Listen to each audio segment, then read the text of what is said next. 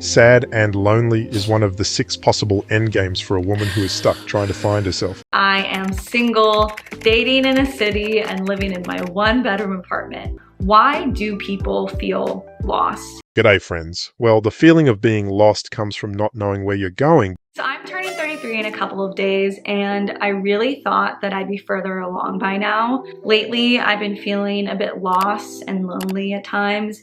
That doesn't sound great at all. Let's do a quick reality check. Mathematically, there are 6 potential endgames for a woman like this. Well, actually, we could take out a couple. The Empress outcome, where she gets her dream man, can be safely ruled out for most single women over 30. I could also see her still dating in her 40s, which means she probably won't end up as an unseen one, symbolically represented by the death card.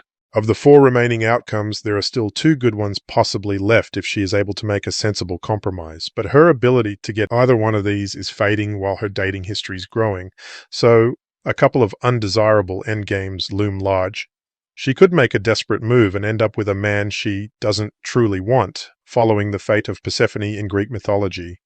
Or she could go it alone and continue to spend her days contemplating existence as depicted by the High Priestess card in Tarot.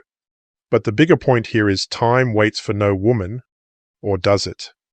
I feel like there has been this forced timeline conditioned into us from a very young age. And so we have been told that by the time you reach 30, you should have your entire life figured out. You should be married or on your way to getting married, and then soon afterwards on your way to having kids. I do believe that that timeline is outdated and that narrative is outdated.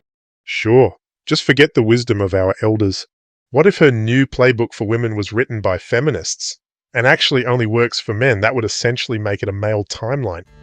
As much as everything seems to be changing, history still says that women only have so much time to get it done. So does biology. And older people such as myself see the endgames all around us, whether it's our sisters, friends, past lovers, old classmates, ex-wives, in fact all our female contemporaries. We've seen what happened to them, representing hundreds of real-life case studies. There is an endgame for every woman, and it will become all too real once she's there. Let's see what the 6 endgames are and how women get trapped into fates nobody wants. Note that this first one was the default outcome for most people just a few generations ago.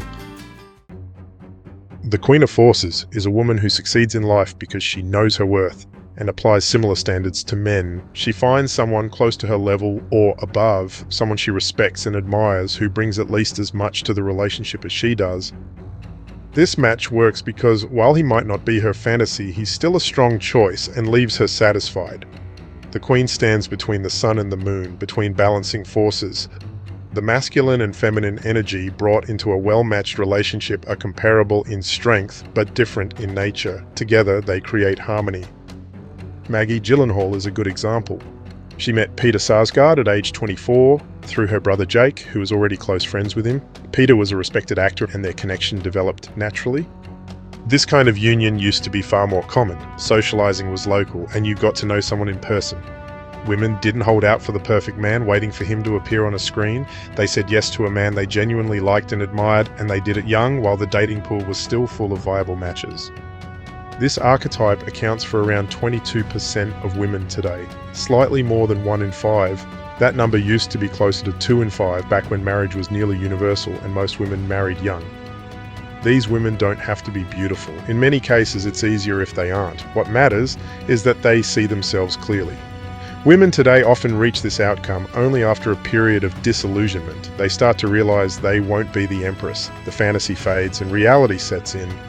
To become the Queen of Forces, a woman needs to shed the inflated self-image and anti-male assumptions that modern culture feeds her. She has to recognize her limits and act quickly before her value slips too far. The women who manage it are often those who hold themselves accountable, learn fast, and are brave enough to commit. The Queen of Coins is a woman who succeeds by making a calculation. The man she ends up with is, in some ways, beneath her, at least if his position or role were stripped away. But when everything he offers is taken into account, he advantages her. This can be about money, but it's often more than that. It's about support and contribution. These women win by looking past surface appeal and investing in a man who improves their life. In tarot, the Queen of Coins is also known as the Queen of Pentacles. She sits on a throne surrounded by roses, holding a gold coin that symbolizes value and material stability. At her feet rests a lapdog, a symbol of comfort, loyalty, and domestic life. This is a woman who weighed her options and chose a good life. Cate Blanchett is an interesting and apt example. She married playwright Andrew Upton in 1997 and has stayed with him ever since. He's not famous or conventionally charismatic, but he became her creative partner. Blanchett built a towering career while raising 4 children and managing a stable family life. Upton may not be the man people imagined for her, but he was the man who helped her achieve her dreams. This archetype accounts for just over 1 in 5 mature women today. That's about a third of those who form lasting relationships. They tend to be better looking than their partners. Society may say her man is punching above his weight, but she knows what she's doing. To become a Queen of Coins, a woman needs to see beyond looks and other superficial things and fully appreciate what a man has to offer. This endgame is grounded in realism. She sees the world for what it is and chooses a productive pathway. She grows up fast and makes a wise choice before she gets too old and her value starts to decline. The Empress is the ultimate endgame for many women. This is the stuff of fairy tales. It's when a woman meets her dream man relatively young, locks him down and lives happily ever after, or as close as anyone realistically gets. This archetype runs deep through cultural history. It's Cinderella marrying the prince, it's Snow White awakening to her future king. It's the fairy tale arc where the young woman becomes a wife, a mother, and a queen. She doesn't just get the man, she gets the life, the home, the children, the admiration of others, and the kind of loyalty most women hope for. She was in the right place at the right time with the right mix of beauty, femininity, and compatibility. You see this echoed in the tarot. The Empress card represents fertility, harmony, fulfillment, and natural power. In the Strength card, a serene woman in royal dress calms a lion with presence alone. It symbolizes inner control. And that's the spirit of this archetype, soft power, deeply feminine yet influential. Think of Princess Kate. She met William at university and played the long game. The tabloids mocked her as weighty Katie, but she stayed the course. She got the prince, the family, the crown, and became a living example of this archetype. Princess Mary of Denmark followed a similar path, meeting a literal prince during the Sydney Olympics and rising from obscurity to royalty. But this isn't reserved for royals. The Empress outcome is possible for any woman who connects early with her ideal man and secures him, the kind of man other women want too. This is a rare match, and this path is only open to the top 10% of women. Maybe 1% actually get there. Luck plays a major part, and there is no single script. Matt Damon's wife, Luciana, was a 27-year-old single mother working at a bar when she met the famous movie star. They've now been married for nearly 2 decades and have 3 children of their own.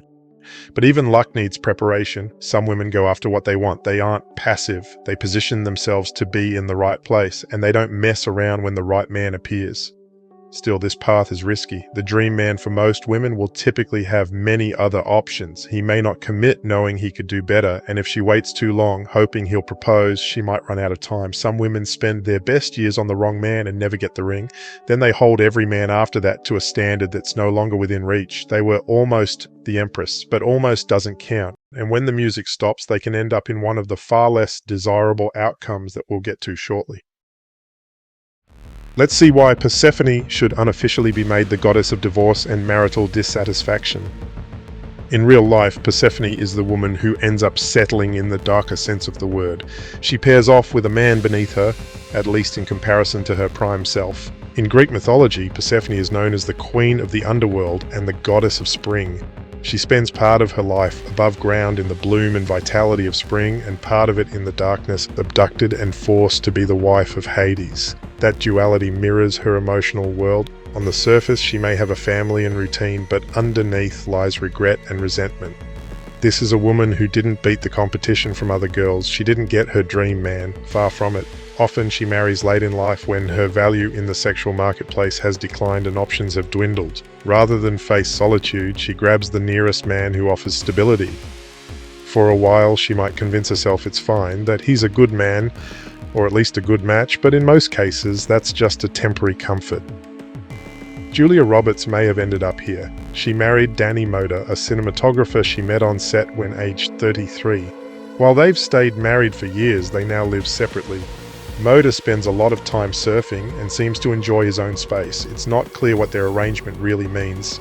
But to the outside observer, it looks like a woman who settled, someone who didn't marry her equal or even close. This outcome is very real for around a fifth of women, but the Persephone analogy lives even larger in the imagination. That's because she represents one of the strongest human fears. Women across all categories, whether they are actually queens of forces or queens of coins, will at times indulge the belief that they are Persephone, that they married beneath themselves, that they deserve more. And this dark fantasy can quietly ruin a relationship. It's a hypergamous reflex linked to narcissism. Women in all kinds of circumstances conjure the idea that they settled, even when it's completely untrue. The delusion gives rise to dissatisfaction, withdrawal, and often divorce, not because the match was wrong, but because the woman becomes convinced that something better was possible. This projection of dissatisfaction onto a relationship is one of the most common emotional drivers of separation today. The women who actually become Persephone in reality have often made simple mistakes. They commit many of the same errors that lead others to end up alone. But what really defines them is a refusal to remain unpartnered. They do what it takes to secure a man and build some sort of life with him. In dark times, he may seem like the devil to her, but he isn't. He's just the outcome of her own choices.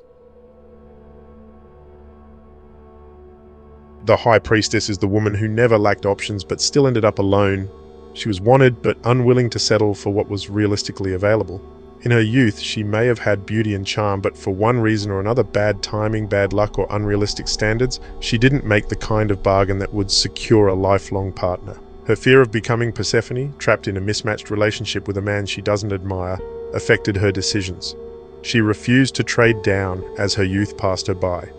By the time her fertile window had closed, she was still single.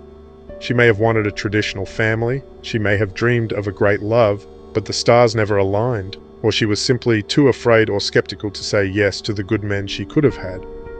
The High Priestess in Tarot symbolizes intuition and strength through knowledge. Seated between two pillars, she holds the space between opposites, light and dark, seen and unseen. She represents the wisdom found in stillness. For women who end up alone, the card speaks to the good that can come from calm reflection and finding purpose. It is a call to carry yourself with grace and live fully. Charlize Theron ended up here. Beautiful, successful, and admired, she never settled into a long-term partnership. She's had relationships, but none that led to marriage or family. Instead, she adopted 2 children and built a life around her career. At times she has hinted at loneliness, but she also shows strength. She made her choice. While the High Priestess avoids becoming trapped like Persephone, she still misses something. She's not surrounded by family, there's no masculine counterpart by her side, and solitude wasn't part of the plan when she was young. It was the melancholy result of choices made over time and the standards she held on to until the end. The unseen one is the most common female endgame. Around a third of women enter midlife alone, and she is the majority of them. She had options in her youth, but they disappeared faster than she ever imagined. Post-feminist society gave her the illusion of time. So she waited. She focused on education, chased experiences, or spent years with men who were never going to commit. She assumed her value would still be there when she was ready to settle down. But it wasn't. She wasn't blessed with timeless beauty, and her life choices didn't preserve her desirability. She competed with men, grew skeptical of them, and failed to nurture the softer side of herself. She aged and became set in her ways, too inflexible to truly adapt to a man's expectations.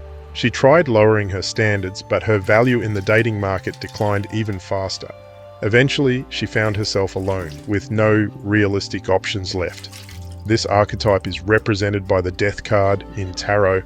It marks the end of a youthful feminine phase and the passage into something else. That ending comes with a kind of grief. This isn't a transformation she chose, but one she must now face. She may strive for mental calm, build a purposeful life, or throw herself into new roles, but deep down, the regret accumulates. It shows up in quiet moments, in the feeling of being invisible to men, in the knowledge that the window has closed and that she lacks the emotional backing of a life partner and children. She fears having to always live alone. She is the unseen one, not because she was never noticed, but because her time in the spotlight came and went all too quickly, and she didn't act when the chance was there. The endgame certainly wasn't all her fault. In years gone by, this outcome was far less common. So let's show her kindness, but never encourage girls to follow her path. She is a warning about what can happen when you buy into what modern society tells you to do.